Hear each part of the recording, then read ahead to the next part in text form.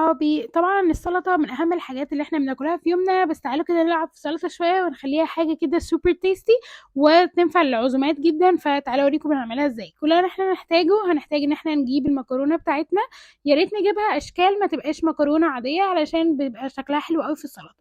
هنبدأ بقى ندّيها سلقة بسيطة أوي، يا دوب كده غلوتين ونكون خلاص خلّصنا، ننزل بقى نصفّيها ونبدأ بقى نكوّن السلطة بتاعتنا. هتكون هي عبارة عن مكرونة هننزل بيها في البولة بتاعتنا، وبعدين نبدأ بقى نضيف لها شوية الإضافات اللي إحنا هنحتاجها.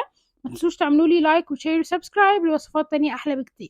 وبعدين ننزل بقى عليها بجزر مبشور وهندلعها بشوية سويت كورن، وننزل عليها بفلفل ألوان، وبرده ممكن تضيفوا أي حاجة انتوا بتحبوها أو تغيروا لها برده زي ما انتوا عايزين.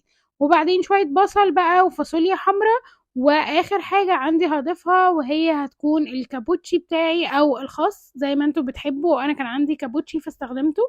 وكده نكون خلصنا السلطة بتاعتنا، سلطة سهلة وبسيطة وبتبقى حلوة جدا للصيف، ونقدر ناكل منها وغنية بكل العناصر بتاعة الوجبة بتاعتنا. فممكن نستغنى عادي جدا عن الوجبة لو زودنا لها اي عنصر بروتين.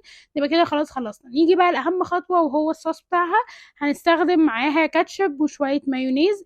هننزل بمعلقة صغيرة خل، وننزل كمان بشوية ملح وفلفل اسود، ونبدأ بقى نعمل لهم ميكسينج كلهم مع بعض. واخر حاجة عندي ضفت لها شوية زيت زيتون، هيخلوا طعمها يروح في حتة تانية خالص. بجد الصوص خطير جدا، بس ما تحطوش الصوص على السلطة غير لما تيجوا تاكلوها علشان ما يخليش السلطة تدبل.